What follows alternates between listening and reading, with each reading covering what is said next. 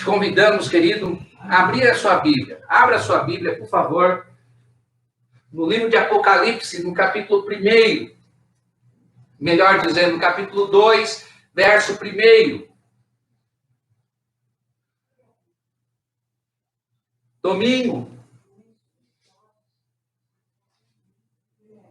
Domingo nós falamos sobre a introdução a essa carta de Éfeso. Pudemos aprender acerca dos líderes, cerca de quantas pessoas habitavam nessa cidade, que era uma cidade de referência, uma cidade que chamava atenção. E nós pudemos aprender que ali tinha o templo da deusa Ártemis, e conhecida como Diana pelos romanos, e também ver que essa cidade tinha uma igreja, que a estátua de Domiciano era a estátua que as pessoas deveriam adorar, o imperador que as pessoas deveriam adorar. E quem não o fizesse era perseguido. Berço da filosofia. E dentre todos esses ensinamentos, vimos também que ela tinha uma solidez doutrinária. Ela foi ensinada pelos apóstolos, tanto o apóstolo Paulo quanto pelo apóstolo João, mas ela teve também Timóteo como seu líder, possivelmente ela teve Tíquico como seu líder, passou por essa igreja Priscila e Áquila, então obreiros de um valor tremendo, de conhecimento excelente. Sabemos também que provavelmente essa carta de Éfeso não ficou somente na circuncisão ali na cidade de Éfeso, mas também rodou a vizinhança. Então, por isso, nós chegamos que provavelmente essa carta foi escrita por volta do ano 90 depois de Cristo. E que o Senhor tinha contra essa igreja, ele destaca várias qualidades, mas que ela deixou as primeiras obras. E hoje a gente vai começar a ver, no capítulo 2, verso 1. Nós vamos discorrer os versículos, esses versículos que fazem parte deste capítulo 2, do verso 1 ao verso 7, e buscando trazer um entendimento que cada um deste texto deseja falar com a gente. Então, diz assim, ao capítulo 2, versículo 1. Diz, ao anjo da igreja em Éfeso escreva, essas são as palavras daquele que tem as 7 estrelas em sua mão direita e anda entre os 7 candeeiros. Olha que interessante, querido. Jesus se apresenta como aquele que conserva na mão direita as 7 estrelas. Jesus se apresenta a essa igreja dizendo, essas são as palavras daquele que tem as 7 estrelas em sua mão direita. Jesus se apresentando que ele tinha as 7 estrelas na sua mão, conserva na sua mão direita 7 estrelas e anda no meio dos 7 candeeiros de ouro. As 7 estrelas pode simbolizar os 7 pastores das 7 igrejas. É um grande entendimento que essas 7 estrelas que o Senhor Jesus conservava na sua mão direita fossem os 7 pastores das 7 igrejas, de cada uma dessas igrejas. E diz ainda que ele anda entre os 7 candelabros de ouro. Isso também significando que, além dele ter o comando dos 7 pastores na sua mão, ele andava no meio dos 7 candelabros. candelabros, luzes maior, 7 estrelas, também luzes que refletem. Então, os pastores deveriam ser o luzeiro que brilharia, que estaria brilhando no meio dos candelabros. Quem seriam os candelabros? As 7 igrejas. As 7 igrejas estariam sendo guiadas pelos 7 pastores. Com isto, queridos, nós vemos que não tem mesmo meio, não tem outro meio a não ser do cristão. Abraçar a palavra de Deus fielmente, quando o Senhor Jesus Cristo expressa: vós sois a luz do mundo. Não tem como. Nós brilhamos, queridos, e o Senhor quer que a gente brilhe. O Senhor não quer que a gente simplesmente passe desapercebido. Por isso que a Bíblia ressalta que vai ter um momento que o Senhor vai fazer distinção daquele que é luz, o justo do injusto, aquele que brilha e aquele que não brilha. Ele vai separar essa diferença, mostrar o que é diferente entre um e outro. Hoje, nós podemos, às vezes, ficar preocupados, ficar atentos ou ficar questionando que não tem mais a separação entre identificação visível entre aquele que serve e aquele que não serve a Deus. Mas, queridos, a gente pode até vislumbrar isso, olhar para isso, notar, mas o que mais vai importar é que nós possamos, brilhar a luz de Cristo em nossa vida. Nós fazermos e sermos a diferença que o Senhor deseja que sejamos.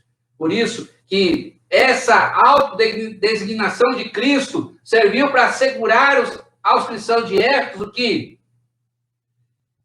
e não só aos cristãos de Éfeso, mas trazendo para nós hoje, a designação de Jesus estar com as 7 estrelas na mão direita e andar no meio dos 7 candelabros, representando os pastores e as igrejas. Isso nos dá a entender que, desde lá de Éfeso até hoje, é ele que tem o controle nas suas mãos. O controle de todas as coisas está nas mãos de Jesus. Diga aí, repita, por favor. O controle de todas as coisas está nas mãos de Jesus. É ele que controla, querido. Por isso, nós devemos estar ligados nele, sensíveis ao Espírito Santo de Deus. Nós não podemos, queridos, abrir distância do Senhor. Não podemos, devemos estar pertinho dele, estar próximo dele. E ainda tem o significado dele dirigir os seus líderes e conhecer as suas necessidades. É o Senhor que dirige cada líder. Ah, irmão, talvez o irmão esteja se perguntando aí no seu lar, mas pastor, nós vemos tantos líderes fazer o que eles bem entendem. Mas, querido, vai chegar o momento da prestação de contas. Queiramos nós estarmos do lado certo, do lado correto e realizando o que o Senhor Jesus deseja que realizemos. A Bíblia não abre precedente para que a gente julgue. A Bíblia diz: não julgueis. Nós só somos julgados porque nós julgamos. Se nós não julgarmos, nós não vamos abrir precedentes para sermos julgados. Então, queridos, vamos fazer o que a palavra de Deus nos orienta. Vamos estar abraçando a palavra do Senhor. Vamos estar deixando o Senhor dirigir. O Senhor conhece as suas necessidades. O Senhor conhece as minhas necessidades. O Senhor sabe aquilo que nós falamos com Ele, aquilo que nós oramos para Ele, aquilo que nós nem vem no nosso lábio, está aqui no pensamento, e Ele conhece, Ele sabe. Por isso, querido, é Ele que dirige. Às vezes a gente vê alguém fora do que o Senhor deseja. O que nós precisamos fazer, queridos? Orar. Falar com Deus. Falar com o Senhor. Às vezes conversar com a pessoa, pode ser? Pode. Alguns geram resultado, outros não geram resultado. Naqueles que gerarem resultado, glória a Deus e aleluia. Mas naquele que não gerar resultado, querido, não perca a esperança. Continue orando, continue falando com Deus. Não adianta a gente mudar a face, mudar o comportamento com a pessoa. Isso só vai dar menção e, às vezes, legalidade para o adversário trabalhar, porque o adversário que gosta de discórdia, ele que é o pai da discórdia, ele que é o as da discórdia, ele que vive plantando a discórdia. Mas nós, queridos, nós fomos criados pelo Senhor, nós somos resgatados pelo Senhor para gerar paz, para gerar bênção, para gerar harmonia. Por isso que vamos deixar, amados, o Senhor direcionar, dirigir cada líder e que possamos nos colocar na brecha de Deus e falar: Senhor, eis-me aqui, ó Pai. Usa a minha vida, usa o meu ser, estabelece a minha vida como um abençoador, para que nós possamos ver as situações diferentes. Então, nós contamos com a sua participação e o seu mover também nessa direção, querido, de deixar o Senhor dirigir a igreja dele. A igreja não é minha, a igreja não é de homem nenhum, a igreja é do Senhor Jesus Cristo. Foi Ele que pagou um alto preço para que pudéssemos estar aqui. Ele nos ensina, através desse texto de número 1, queridos, do Apocalipse, quando ele expressa ao anjo da igreja em Éfeso: escreva, essas são as palavras daquele que tem as 7 estrelas em sua mão direita e anda entre os 7 candelabros de ouro. Ele está dizendo: eu caminho, eu ando no meio do meu povo. Nós podemos até pensar, amados, que estamos sozinhos, que caminhamos sozinhos, mas o irmão sabe muito bem, a Bíblia nos deixa claro, querido e amado irmão e irmã, que o Senhor Jesus, Ele está conosco até a sua volta. Eis que estou convosco todos os dias. Nós não estamos sozinhos, dá glória a Deus, porque o irmão não está sozinho. É Ele que caminha no meio do seu povo. Ele está caminhando no meio dos 7 candelabros, 7 candelabros, 7 igrejas. Façamos das nossas orações, que o Senhor seja o centro. O Senhor seja aquele que continua a caminhar no meio do seu povo. Diga aí no seu lar: Senhor, caminhe no meio do meu lar. Senhor, caminhe no meio da tua igreja. Eu sou a tua igreja. Caminhe na minha vida, Senhor. Eu quero que o Senhor caminhe na minha vida. Eu não quero, Senhor, que o Senhor simplesmente fique do lado de fora. Mas o Senhor entre, faça habitação. Ele caminha no meio do seu povo. O Senhor está aqui, como o Senhor está aí no seu lar, querido, com a sua vida. Dê glória a Deus, dê aleluia. E se tiver vontade de aplaudir ao Senhor, aplauda o Senhor também. Exalte o nome do Senhor, pois sabemos que o Senhor, Ele é o nosso tudo. Ele é aquele que é tremendo.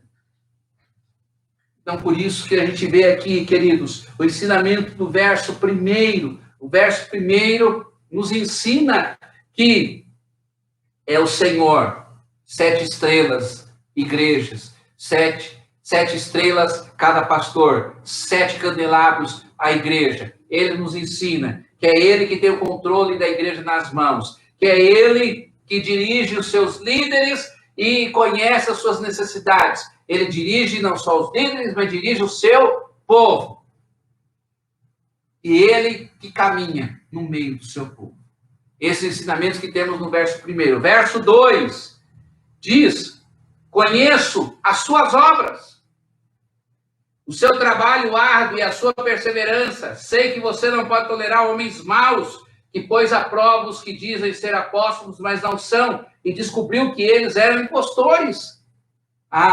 Por isso que a gente falou que essa carta às 7 igrejas parece também carta às nossas igrejas hoje.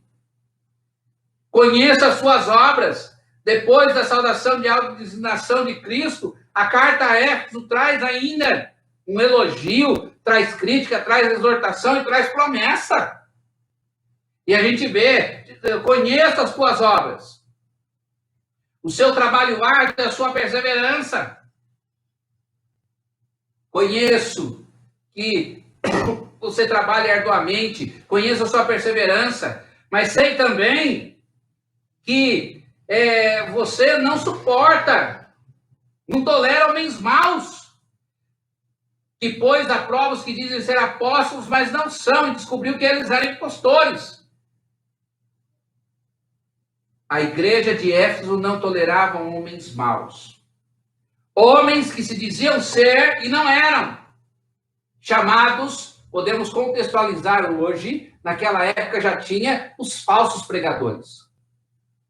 Pessoas que parecia que estavam ensinando a Bíblia, mas ensinavam o que eles queriam ensinar, pegando partes separadas e contextualizando de acordo com aquilo que eles desejavam e queriam, e não estavam de acordo com a orientação do Senhor.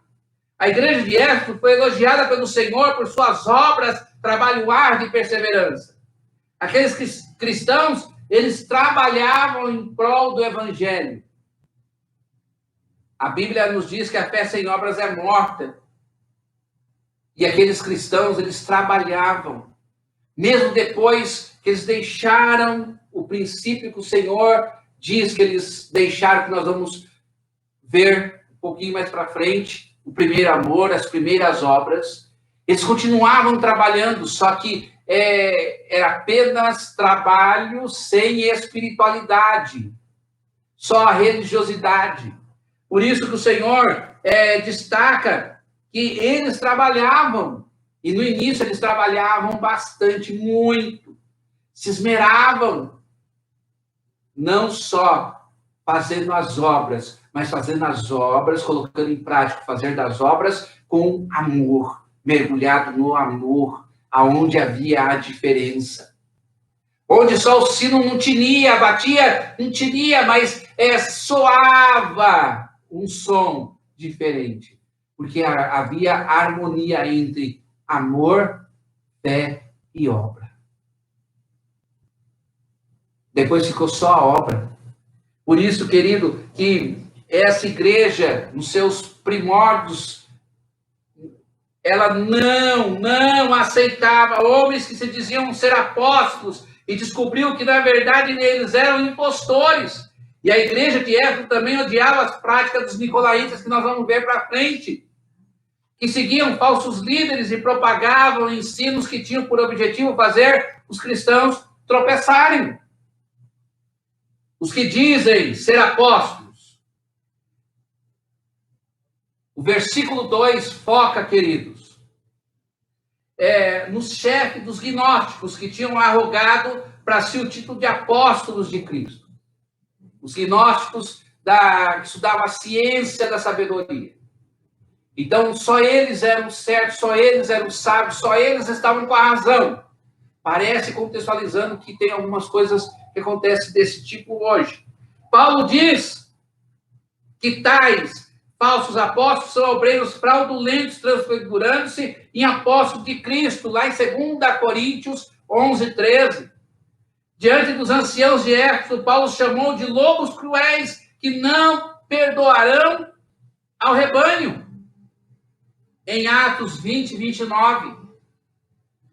8 livros do Novo Testamento foram escritos contra formas diversas dessa heresia, a saber, tanto que era algo que chamava tanta atenção e podia desviar as pessoas. Hoje nós temos, parece que, livros de autoajuda, livros que as pessoas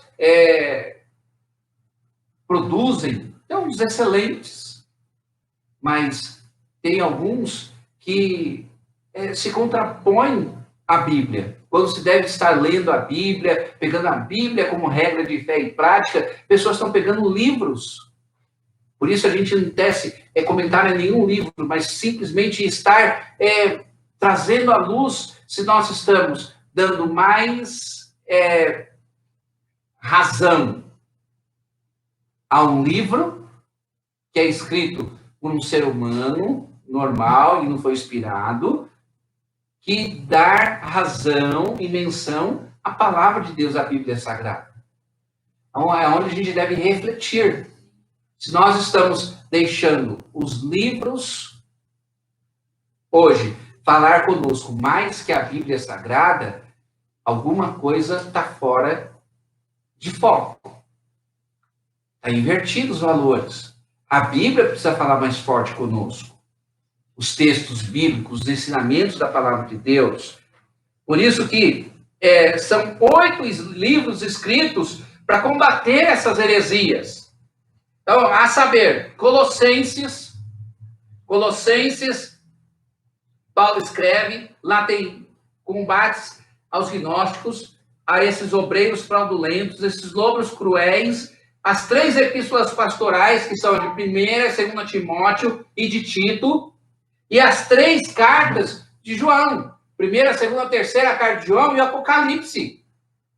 Olha, 8 livros da Bíblia falando e ensinando acerca de tomar cuidado com os falsos ensinamentos. E aqui, focando nesses gnósticos. As epístolas aos Efésios, o Evangelho de João e o livro de Apocalipse, e alguns trechos também se refletem a oposição a essa heresia. Então, além de Colossenses, de 1ª, 2ª Timóteo, além de 1ª, 2ª e 3ª João, nós temos Judas, e ainda a gente tem partes de Efésios, partes de João e o livro de Apocalipse. A igreja de Éfeso não suportava tais gnósticos e por isso foi louvada pelo Senhor que puseste à prova a eles. Esta expressão é o que vale dizer do grego, que ela colocou à prova, do grego, esse pôr à prova significa reprovaste-os, que reprovou estes homens. Não deixou esses homens dominar o seu púlpito, dominar a sua essência de instrução, mas pelas instruções que ela já havia tido, pelos sábios líderes que passaram por aquela igreja, ela já sabia que aqueles homens estavam ensinando algo que não vinha de Deus e os reprovou. Por isso a igreja de Éfeso talvez tenha sido a de maior cuidado do ministério de Paulo. O Novo Testamento diz que Paulo esteve em Éfeso, levando consigo Priscila e Áquila, e os deixou ali em Atos 18, 19. Retornou lá depois, em 19 e 1 de Atos, e desta vez permaneceu 2 anos dedicado à pregação do Evangelho. Dessa maneira, todos os que habitavam na Ásia ouviram a palavra sobre o Senhor Jesus, assim judeus como gregos. Em Atos, pode-se ver Atos 19 e 10. Éfeso chegou a tornar-se o centro do mundo cristão, a referência. Poderá hoje, quem visita Éfeso, saber onde era o lugar da casa ou templo, a casa de Paulo, ou o templo em que a igreja se reunia? A casa que o pessoal se reunia, a casa de Paulo, onde Paulo estava, onde ficou esses 2 anos, o templo que o pessoal se reunia? Não, queridos, não pode. Porque só tem ruínas. Tudo foi destruído. Tudo virou ruína. E 1 Coríntios 15, 32, Paulo ressalta: como homem, combati em Éfeso contra as bestas, feras humanas, disse Paulo. Então, em Éfeso, Paulo combate esses gnósticos, combate esses homens da ciência, esses homens que queriam ensinar essa sabedoria vinda de outras crenças para colocar isso na igreja. Hoje, parece que não está muito diferente. Que nós vemos pessoas adentrarem as igrejas e querer ensinar, às vezes, doutrinas, que são ensinamentos, pontos doutrinários, que realmente não passa de entendimento humano. Mas não é o que realmente a Bíblia diz. Nada em referência às doutrinas bíblicas, queridos. As doutrinas bíblicas, elas são bíblicas, estão na Bíblia, e não há texto em referência a isso. Mas, como nós vamos passar tribulação aqui na Terra, alguns ensinam e defendem isso, para que o irmão deva estar preparado a passar grande tribulação aqui na Terra. Nós cremos e, segundo a crença nossa da Presbiteriana Renovada, confissão de fé da Presbiteriana Renovada, nós cremos que o Senhor Jesus virá e a igreja não vai passar pela grande tribulação. Nós cremos dessa forma. E dessa forma nós ensinamos e tem base bíblica. As pessoas podem puxar base bíblica e aludir o texto que desejar, mas nós temos bases bíblicas. Só o irmão ir lá, mesmo no Google, e colocar Confissão de Fé da Presbiteriana Renovada, o irmão vai ler, vai ver lá no que nós acreditamos, o que nós confessamos, o que nós defendemos. Por isso, querido, hoje, parece que a gente combate, a Bíblia diz que a nossa luta não é contra carne nem sangue, mas contra principados e potestades e dominadores deste mundo tenebroso. Parece que hoje a gente tem combatido humanamente pessoas por conta de falas, frases e ensinamentos que contrapõem a palavra do Senhor. Por isso, meu amado, que nós possamos ficar nesse ensinamento desses 2 versículos hoje. Que nós possamos memorizar e estar remoendo esses 2 textos, aonde o Senhor Jesus tem as 7 estrelas na mão, caminha no meio dos 7 candelabros, aonde a igreja de Éfeso, o Senhor diz: conheça as tuas obras, o seu trabalho árduo e perseverança.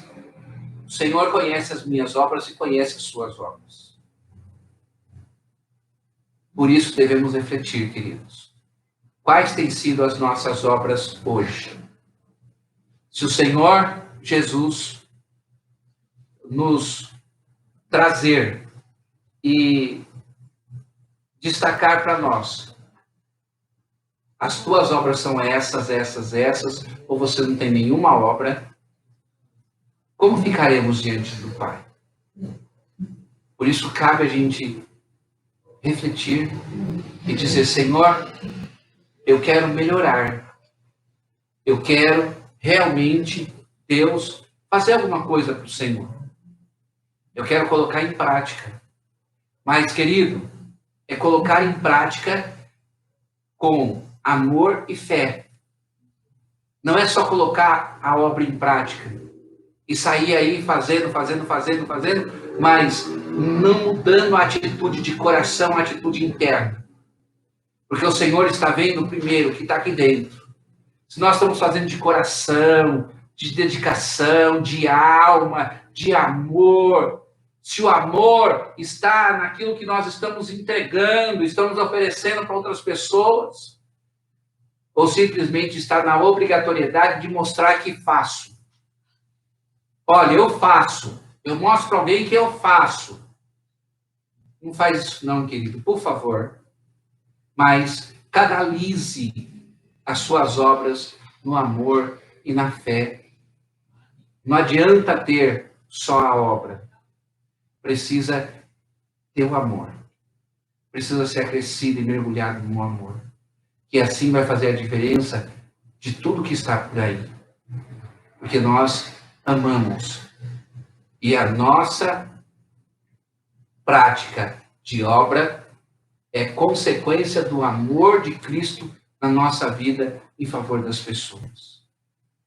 Não é porque nós fazemos que nós vamos amar, mas nós amamos e fazemos. O irmão pode dizer amém?